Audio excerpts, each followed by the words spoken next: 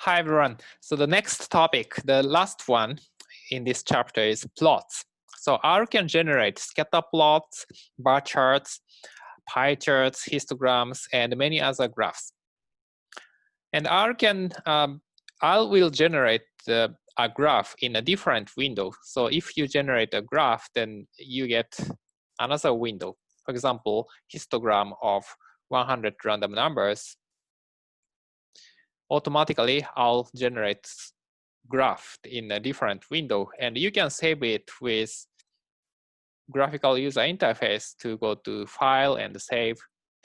On Mac, you can only save this as the PDF, and Windows, you can choose the format. And in Mac, you can use some command to save this as PostScript or PNG files or JPEG. Yeah, so it's important to generate the histogram quickly because usually this is the first material in the introductory statistics textbook. And often I abandoned to use Microsoft Excel in introductory class because Microsoft Excel is not good at creating histograms. So it can generate, of course, histogram, but the way to generate it really depends on the version of the Excel, and it's so complicated to explain. So Microsoft Excel have to improve the histogram to make more students to use Excel for statistics class. Okay, so basically we want to discuss the plot function to generate scatter plot and the timeline plot in this section. Suppose we defined the two vectors, the x and y, and x is this vector and y is this vector, okay? And first we think about just using x. If you type plot of x, what happens? So this is the graph. So only x. So the horizontal axis is just index, the first observation to 8th observations. And these are values. Y, the vertical axis is the x values. So 10 and 50 and 30, 80, and so on. If you want to make a time graph, for example, index is time, the time at 1 to time at 8, maybe you want to make this as a line graph, so you can specify type is equal to L, that is line. You have to put quotation, L in quotation symbols. So then you can put this. Original one is actually plot, so P. If you want to do both, then B, both, then you can create this. You can change the character into X, for example, then you get X, and so on.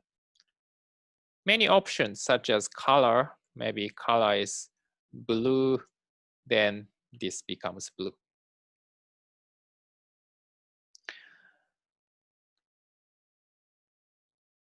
And you can see more options by typing help plot. Plot function, you have x values, then type, and also you can specify the x coordinates, the x limit. For example, 0 to 10, you can put the vector of 0 and 10. So C parentheses 0, 10 parentheses. And also the y scale you can control, and some other things, the main theme, so you can put the title, and there's some other, you can change label, and you can erase axis or some other functions. You can see explanations here.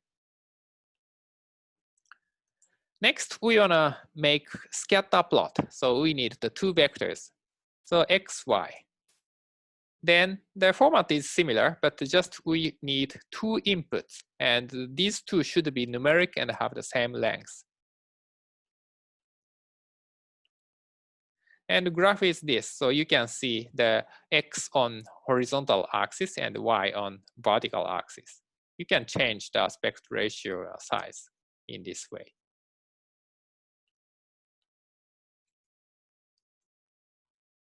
It's a little bit small, so you can make it larger by CEX function. Now the diameter of each plot is twice as large. Some other parameters can be changed as parameter function. For example, you can, for example, put the two plots in one window.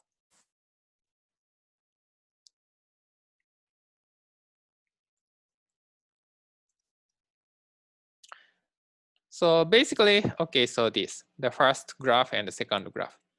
So basically the parameter option, so this changes something globally. And within plot, we change some specification locally. So this is basics on how to use the plot function to generate graphs. This is the end of chapter 1.